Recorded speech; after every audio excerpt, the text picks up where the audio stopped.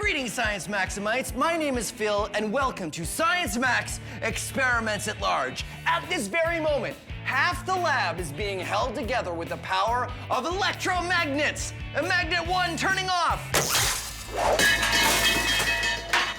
Electromagnets are a really cool and powerful way to interact with the world. And when I say power, that's because you need power to make them work or not work. Magnetism is an invisible force that has to do with the magnetic fields created by magnets that lets them attract things that are metal or each other.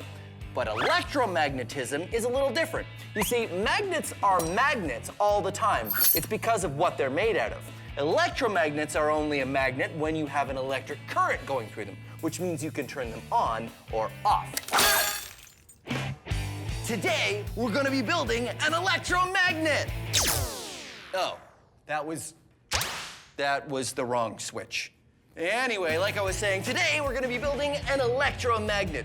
You need a bunch of copper wire, a very large nail, or something metal to become your electromagnet, electrical tape, a battery, an on-off switch, wire strippers or a craft knife, and the help of an adult, and finally, something to magnetize, like these paper clips. And remember, all of the steps for this experiment are on the website. To begin, take the copper wire and start at the top of the nail. Leave a little bit of wire sticking out, then carefully start to wrap the wire around the nail. Don't go all the way to the end because you need some metal to turn into the magnet. Instead, when you want to start again, run the wire straight back to the top and start wrapping again in the same direction. And keep wrapping and wrapping until you get to this. Now, I've used some electrical tape here, here, and here to hold it all together. Using your wire strippers or a craft knife and the help of an adult, remove the plastic coating from the ends of the wires.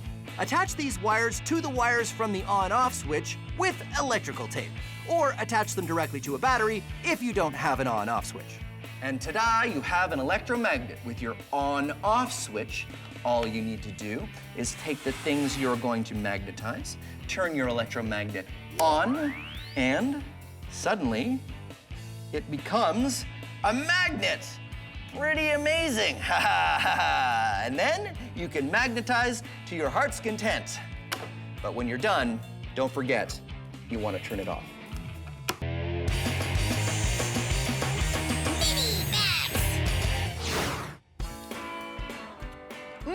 This science is delicious.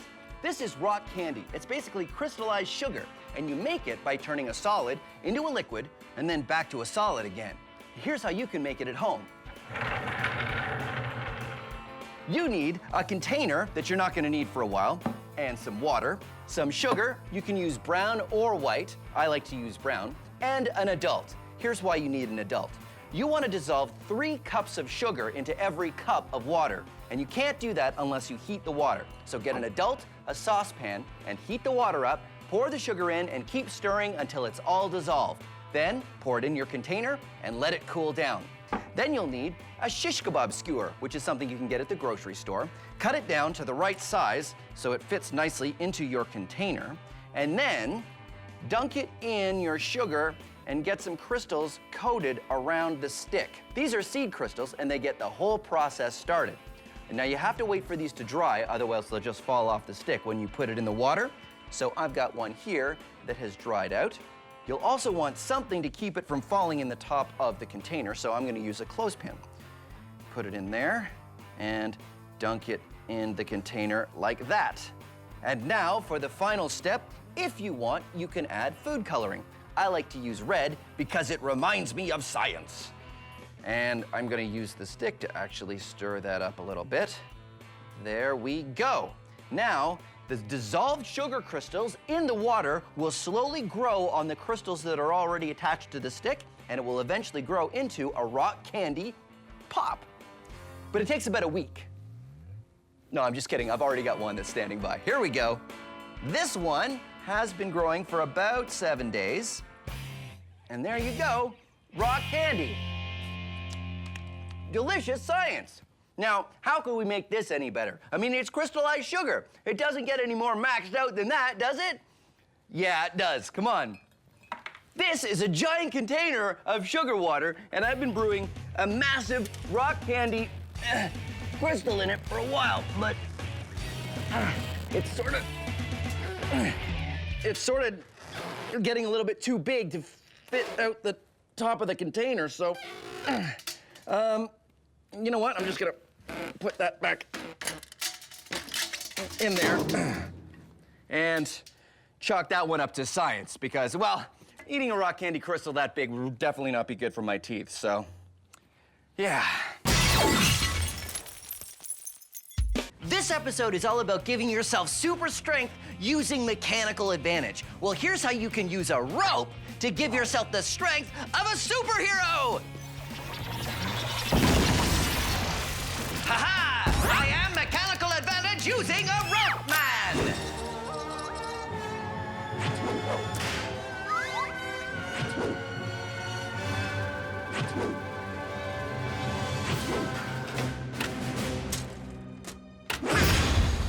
To gain mechanical advantage using a rope, you need 3 things. First thing, a rope. I mean, obviously, that's a given, right? You know you need a rope. Okay, good. Then you need something to pull and something that will not move. What you do is you tie your rope to the thing that you want to pull. Then you tie the other end of the rope, you guessed it, to the thing that won't move. Now, you pull from the middle like this. And it's very easy to pull the weight. Why? Because of mechanical advantage. You're using a small amount of force over a longer distance. But what if the weight is heavier? Then you lengthen the rope.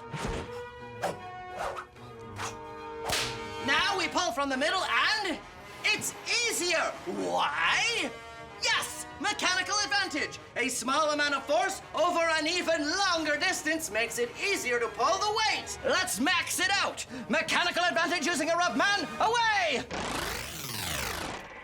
High above the city, mechanical advantage using a rope man surveys the town looking for someone in trouble. There's someone. Oh, my minivan broke down and only 10 feet from my parking spot. If only there was someone who could help me.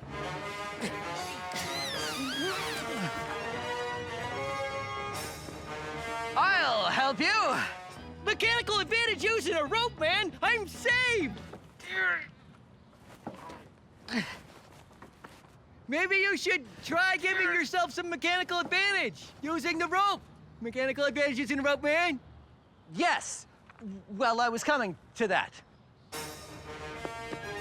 So I have this really long rope, and I tie one end to something that's not going to move, like a tree. Or a steel coil, if you happen to have one. And then I take the other end, and I run all the way back, and I attach this end to the van. I call her Bessie. Then I go to the middle of the rope, and I pull on it sideways like this, giving myself a huge amount of mechanical advantage. Oh, it's working! It's working! Pulling. Mechanical advantage using a rope, man! You're doing it!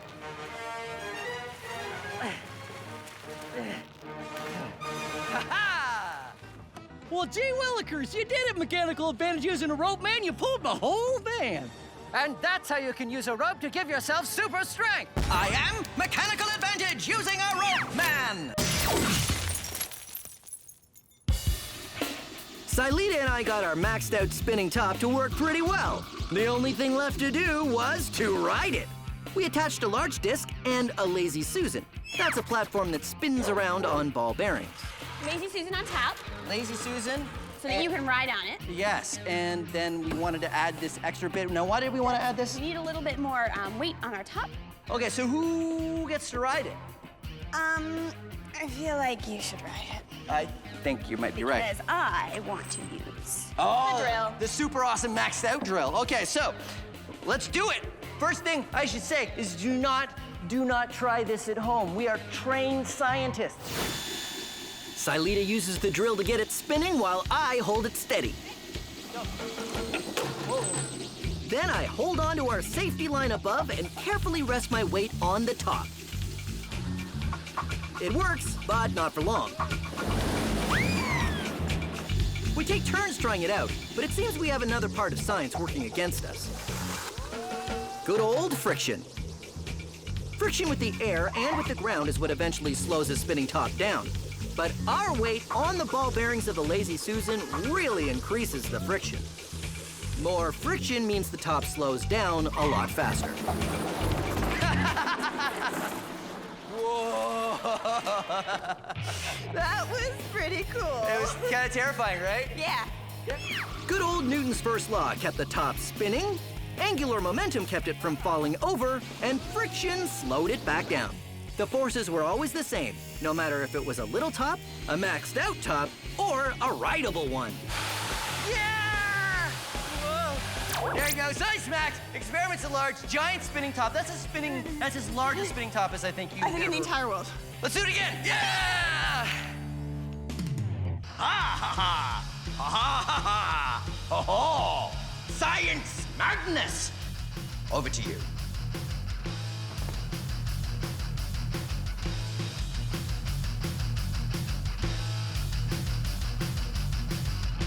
It's quite difficult to do with gloves on.